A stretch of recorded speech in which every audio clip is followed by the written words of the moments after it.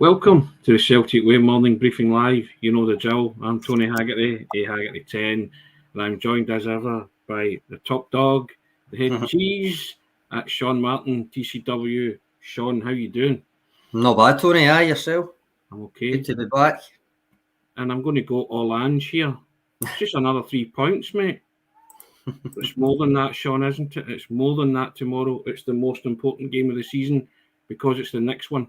And it's the one after the high of the Glasgow Derby victory at Ibrox on Sunday. You need to guard against the low. You do, aye. I mean, that's and I don't think that's a negative way to frame it. I think that is just the case. It's always the case after a big win that the next game becomes so important for the sense that you don't what you've gained in the last game doesn't get given up, that kind of thing. Celtic have got the benefit of a 3 o'clock on a Saturday kick-off, but more than that, they've got the benefit of playing a full day before Rangers do. So they win it, 9 points clear. So basically, it's about piling on the pressure for me. And I mean, Rangers play St Mirren away on Sunday, and remember, they'll be looking to avoid 3 straight defeats in all competitions at that stage. So if Celtic have won and won convincingly to go 9 points clear, that does put a wee bit of pressure on them. And to quote the same man as you just quoted, yes, Postecoglou probably will rightly say, well, we're not thinking about anybody else, etc., etc. But the players, including famously Giakoumakis after that Dundee game, they've referenced on numerous occasions this season that they are aware of other results and the impact of their own on the table. So it does come into it for me. You stopped short there, Sean, of saying putting on the agony, putting on the style, didn't you? You stopped short of that, saying that there. A wee bit, just a wee bit. Yes, indeed. Now, one of those things that might give Celtic fans another high, Sean, is he wasn't required last week, or his service wasn't required, despite the fact he was declared fit and ready as the talismanic Kyogo.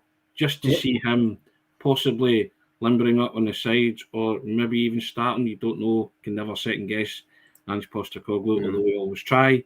I mean, what's your thoughts? Would it just be great to see him limbering up or just being in that matchday squad tomorrow, Sean?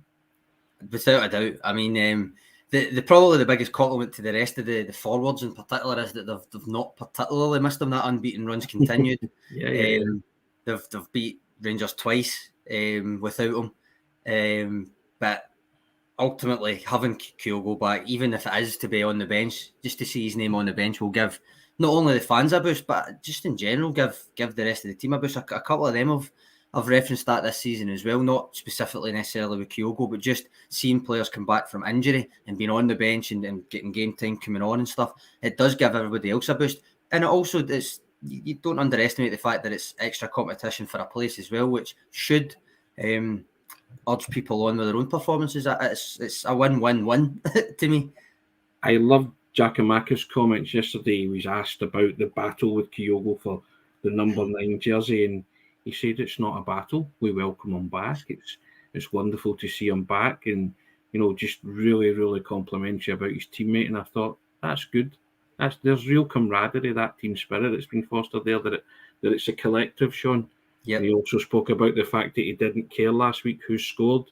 It was his job to score goals, but he didn't score last week. But he put in a shift for the team, and both him and Maeda both put in a wonderful shift for their teammates. And you can have a good game as a striker without scoring, Sean, and that was evident last week at Ibrox, I thought, with the front two players. No, I agree. I think the work rate obviously has gone noted everywhere in the last few weeks. He's impressed. Most people don't. I didn't really see any scouting reports, including our own, that suggested that this was the kind of off-the-ball work that Giakoumakis was going to be capable of. So absolutely fair play to him. But the thing is, he has been scoring as well, and that is his job. He's rose to that. I think, in his defence, saying he didn't really care who scored, that's fine as long as you win. But I think he would probably have been holding himself to a higher standard if they didn't win and he didn't score, which I think is again a good attitude to have. Similar in a way to the kind of attitude that led Kyogo to coming back for the League Cup final, despite the fact he wasn't fit, because he felt that responsibility for the team, not for himself to go and get the glory, but he knew that his presence, his attitude, his ability, everything would count for the team in a crucial situation. So he made sure he was ready for it. I agree with this, David Bradley, and I was going to say that just the return of Kyogo would give that feel-good factor, just keep that momentum going, wouldn't it? And it is important for Celtic to obviously win, but keep that feel-good factor going and just tick them off, Sean, one by one. I mean, that is what it's all about now. I always say when we talk about this, the only thing about winning, obviously the end result is the most important one, but I still think that in the last 6 games, Ange Postecoglou, our last 8 games, really we're hoping, but last 6 league games anyway, that Ange Postecoglou will be looking to tick them off one by one, but he'll hopefully be putting another wee tick next to it, saying the performance was there as well as a result. Yeah, definitely. And I think last Sunday was the first time that I think as a collective management, players and the supporters dreamed of winning the title, didn't they? Really, they dreamt about it. They thought, this is on. It's the first time I think people have really genuinely thought this could happen. You know, people make predictions and all that, and we're going to do this, and we're going to do that. But last week was probably the first one you thought there's real distance there, and this is more than a possibility now. I think the dreaming aspect, I think a lot of them will have dreamt about it, and obviously in Giakoumakis' case, just outright stated it. But no, I think in terms of making it almost kind of tangible and getting that wee bit closer, that wee bit more, that's what I mean. That wee bit closer. I think that was a momentous result. You've got to remember also the kind of record that they had at Ibrox before that. Yeah. And I realised that most of the players didn't have that hang up because August would have been the first time a lot of them played there. Some of them hadn't played there at all. But nonetheless, these things kind of attach themselves to a club in a way. Just look at Arminvale, even the Easter Road kind of mini slump that they kind of went through. All 3 of those have been bust and bust well now, and I think those kind of things lend themselves to the kind of belief that the title's actually closer than anybody I think would have expected by the time before the split. Remember, rolled round. I don't think anybody would have predicted they would have turned things around in quite this style. So again, credit to the manager, but credit to the players for buying into it as well. It's not easy, and I realise he's recruited, especially in January, for his style of play and all that. But to the players that were already there, obviously led by Callum McGregor, who typifies the whole thing as well. But it's credit to them for adjusting so quickly as well for me. Yeah, and listening to his message. Yeah. I saw a clip this morning, as you want to do, you do some homework and stuff, and it was the clip where he was talking about calling the league early. I think it was after the Dundee United game, and he was saying about playing football, and he was happy with the style, as you say, the way they played. And I think it was 6 games or 9 games into the season. I can't honestly remember. It might even have been 6. And he was just like, no, we're doing the right things, and I've told him to trust the process and trust in me. And when he was laughing, he was just like, we'll see where we are, And I just thought, wow, we would contrast that clip then to where the team are now, And he is really, he's nothing short of a miracle worker, really, isn't he?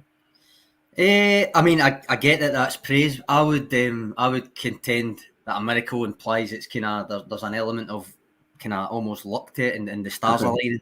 I think the work that's went into it makes it. He's worked a miracle into existence rather than But no, I get what you mean in terms of the turnaround and all that. I've had a few conversations with people over the weekend and stuff, just in terms of basically being realistic with it.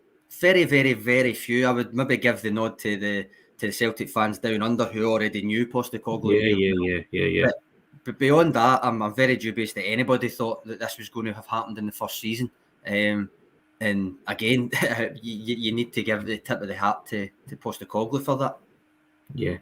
Tomorrow, Sean, it's all about being clinical, professional, and what Andy's spoken about before, showing that character and being relentless, regardless of whatever challenge they've faced, and they've faced many this season. It is all about that. And again, I keep going back to this resilience, and I say it every week now. But obviously, against Rangers at Ibrox, there was actually the kind of traditional type of resilience, which was kind of defending your box and all that.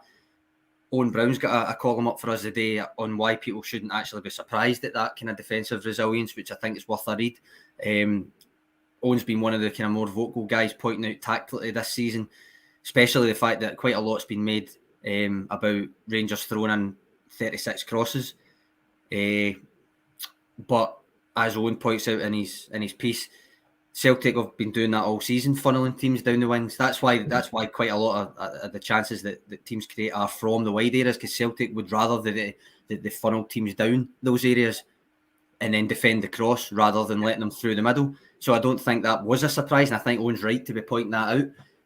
But nonetheless, there was still that kind of traditional resilience, which isn't the kind of resilience I've often been going on about. That was kind of playing your football when everything's going wrong round about you and you make a couple of mistakes. And I think that was evident with the start that Rangers made, in the way that Callum McGregor grabbed the game by the scruff of the neck. And after that, it was a normal kind of Celtic passing display, albeit obviously the opponent still outpassed them, got more shots, all of that. But I still think at the end of the day, Celtic had the better chances. Celtic scored twice and Celtic went 6 points clear. So sure. Now, if you want to read Owen Brown's column on the website, you see at the bottom there, you can subscribe to the Celtic Way, £1 a month for the first 2 months to support top quality journalism covering the club you love. Log on, you know the drill, guys, www.celticway.co.uk/subscribe. Sean, it's worth the value, isn't it? We always say it. But certainly is. I'm biased though, so we're both biased. But yeah, there you go. But £1 a month for the first 2 months, guys. Get yourself on celticway.co.uk/subscribe. Yep. Now, Sean, this was an interesting. Just because I'd mentioned about fans down under, that's Aussie with a comment there from down under, or at least as an Aussie anyway. I don't know if he is down under, but that's an interesting comment. I think it's fair. Especially, I mean, Andrew's mentioned himself about the 3 losses after the first 6 league games and all of that. I mean, again, there was a certain amount of overreaction. There was also a certain amount of rightful criticism as well, because there was games there where they were just not clinical enough. But obviously, looking back on it now, you can almost see and hear the kind of Ange message through the players at the time. Jota, I'm thinking on, saying, well, it's only September and all that, and different things. So no, I think that's a fair comment from Aussie. I've mentioned the point that any Australian journalist or podcaster or supporter who has appeared in blogs or podcasts, they've got the right to wear "We told you so" t-shirts. I'm sure they're all waiting for maybe a title party if Celtic are to go on and achieve winning the title. That's all they could do, is wear a t-shirt saying "We told you so." Yep. You know, and they did have first-hand knowledge of Ange Postecoglou, and they did signpost it. So thankfully, you were kind of hoping and pinning your hopes on what they thought and the knowledge, the insider knowledge that they had, and it's certainly looking as if that's come to fruition. But you know, even Ange himself, and he's touched upon it a few times about the 3 out of 6. He knew fine well that if he didn't start winning football matches, that it could have been more problematic. But he did start winning football matches. So, and he's now where he is, as you say, 6 points clear, with the chance to go 9. Now that's pressure, Sean, if Celtic can do that on Rangers on Sunday, isn't it? Doesn't matter what way you want to look at it. If Rangers go into that game at Paisley, 9 points behind, you're going to think about that, aren't you? Of course, and that's what I mean by, despite the one game at a time thing and all that, there's been a couple of times players have mentioned about the context of the results that they're getting. Giakoumakis again's up the obvious one, the Dundee game. After that, he says he knew that Rangers had slipped up and stuff, and there was also the Abada 1-0 Dundee United game where Rangers drew against Ross County and stuff. So it's been mentioned. They're not daft. They don't live in a cave. They know what's going on round about them. They know the context, especially at this time of the season. But that's its own type of pressure. I said earlier when they were doing the chasing, it's a different pressure once you're the one being chased. And so far, they've adapted to that brilliantly. Squad rotation, Sean. Yep. What happens tomorrow? Does Kyogo come back into your reckoning? Tim and Ondale to rotate. Chilpel just win bottom line, true. No, I think he will rotate slightly. We'll do our predicted lineups. We'll do our predicted lineups and our justifications, which are more important for the site tomorrow morning. So keep your eyes peeled for those. But I'm thinking maybe some game time for maybe Ralston, and maybe even a wee start for David Turnbull. Yeah. In any case, I mean, Kyogo could be in the squad. We think he will be. Don't know the situation with James Forrest, Matt O'Reilly. He did mention Matt O'Reilly wasn't that bad, so I'm hoping he'll be in the squad. James Forrest, it would be good to see him back. But if they are back, just think for a minute about that bench. That could arguably be the strongest offensive bench that we've seen all season from Celtic. I mean, think about it. If it's the same front three as the past two games and you've got Jota, Giakoumakis, Maeda, then the attacking options middle to front on that bench could be, for instance, if say either Hatate or Turnbull, and then O'Reilly, Abada, Forrest, Kyogo. Superb. Strength and depth, Sean. We've been banging on about it all season, but yeah, as you say, that's quite a formidable attacking line that could come on to replace guys who, as you say, might not necessarily be in the team tomorrow if he does decide to rotate. So you've got a plethora of options here, which is just, I think it's just brilliant that at this stage of the season, that's what you're looking at, Sean. I mean, remember the last time they played St Johnstone? I'll touch on St Johnstone's season in a minute because I think it's worth doing. But last time they played St Johnstone, Postecoglou went 3 at the back, remember? But that was primarily due to the kind of personnel issues, the Boxing Day game. I don't expect to see that again here, but I would point out that I wouldn't rule it out in general as an option as long as Postecoglou's here, because as I pointed out at the time, the philosophy isn't inexorably linked to a 4-3-3. He's played 3 at the back with Australia, etc. Done an article on it at the time. So it all depends what he thinks will get the win and the performance. Most of the time that will be a 4-3-3, and I expect that will be the case here anyway. But it is worth pointing out that the last time that they played St Johnstone, that was the game he went 3 at the back. Now, St Johnstone, as you said, Sean, they are fighting to avoid the relegation playoff spot, so they have something to play for at Celtic Park. So there's no such thing as a gimme. You earn the right to beat teams. This is not going to be any kind of walkover for Celtic, is it? No, I mean you can't go into any game thinking that, no matter the form of the opposition. I think that's one of the things that Ange Postecoglou is kind of famous for in terms of the intensity being there regardless of the opposition, that kind of thing. But I mean, to put St Johnstone's season into context a wee bit, they obviously did the unthinkable last season and won the double. And Callum Davidson, for my money, should have been manager of the year for that. And he could have moved on, knowing that you cannot top that with a club like St Johnstone. With the greatest respect in the world, you just cannot top that. Then they started this season not particularly great, but it was after losing to Celtic in that League Cup semi that it turned to god awful. I think after that game it was like 9 straight defeats, culminating obviously when they get papped at the Scottish Cup by Celtic Hearts, who are in the 4th tier. And that was dangerous territory for them, despite the 2 cup wins last year. Now, obviously, since that, they have recovered somewhat, and Celtic faced them, Saints coming into the game unbeaten in 3 with 2 straight wins. So, as you said, they're trying their best not to be in that second bottom spot come the end of the season, but they won't necessarily be going to Parkhead thinking this is a must-win in the context of their season. But when you think about the context of their season, every game pretty much is for them, but I think when it comes to going to Parkhead against a Celtic team, 32 games unbeaten domestically, it's almost for St Johnstone about not getting a shellacking and performing well. That'll probably be viewed as decent for them. So it depends on how Celtic, basically as it always does, it depends on how Celtic come out the traps to me.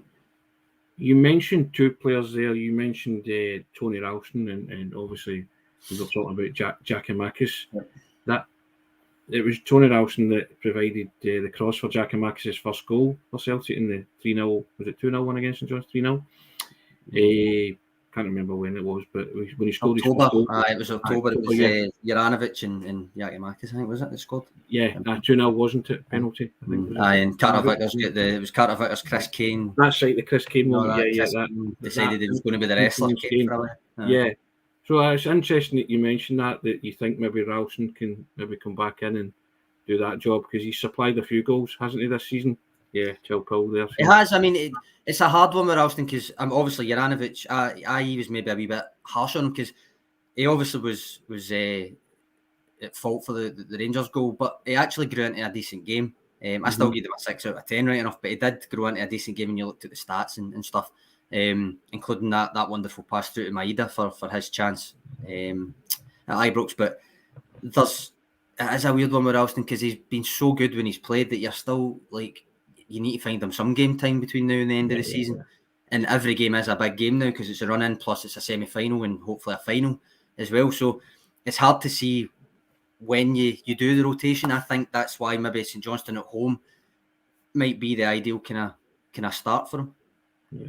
Scott Trench comes in here and says Tony Ralston to win the Masters. Well, I think he's already got a green and white jacket, Scott, to be fair to him. So, yeah, there's not much else that he can't do or achieve, I think, Tony Ralston. He's certainly been the MVP for a lot of Celtic supporters this season. And, we've been... I myself have championed him after initially, writing him off, but thinking he didn't have a future at the club. So nobody's more delighted at that than Ralston ramming my words down my throat than myself. But he, well, I don't know what he has to win the Masters, but I'll maybe have a bet because I think it's something he's probably capable of. You know what I mean? He can do everything else. No, it's the feel-good factor, Sean, isn't it, for tomorrow for Celtic? They have to keep it going. They know they're 13 points away from winning the title. Yep, aye. I mean, the confidence and the feel-good factor go hand in hand. I think that's maybe at play here with Simon Thomas's prediction: 6-0, 2 hat-tricks. When would that be? I mean, the last time 2 Celtic players scored a hat-trick, probably Hooper and Stokes in that Aberdeen game. 9-0, probably 9-0. That game. Yeah. Then you've got the ludicrous here, Daniel, 15-0. I don't see that happening. I mean, it is what it is. It is all about just winning. But if you can do it, as Postecoglou always says, if you can do it with that wee performance, that wee bit of style, then that is almost as important. At this stage of the season, it's not quite as important, but it will be to Postecoglou. He would rather that he was able, as I said, to tick both columns for the last 6 games, that the result was there and the performance was there. And again, this all starts again tomorrow. Exactly. It's about taking another significant stride forward in the quest to wrestle the title back, isn't it, Sean? That's all what it's about. To move 9 points. I mean, it is that. It is all about that. I think when you think, as I said, St Johnstone have kind of turned a wee bit of a corner. They won't be judged on the game at Parkhead. That's a famous thing when it's a team down the bottom that's not going to make or break their season. At this time of the year, though, if they take an absolute beating from Celtic tomorrow, it could actually help shape their season. So they'll be going out to make a mark, whether that mark is a draw, or whether it's a good performance, or whether it is trying to win a game. You don't know. You don't know until you see it. And the way that Celtic start will be important to that. Weirdly, as I said in the League Cup semi against St Johnstone, I think their danger man is Xander Clark, their goalkeeper. I think a lot will depend on how he performs. We've seen a fair amount of really good goalkeeping performances at Celtic Park against Celtic this season.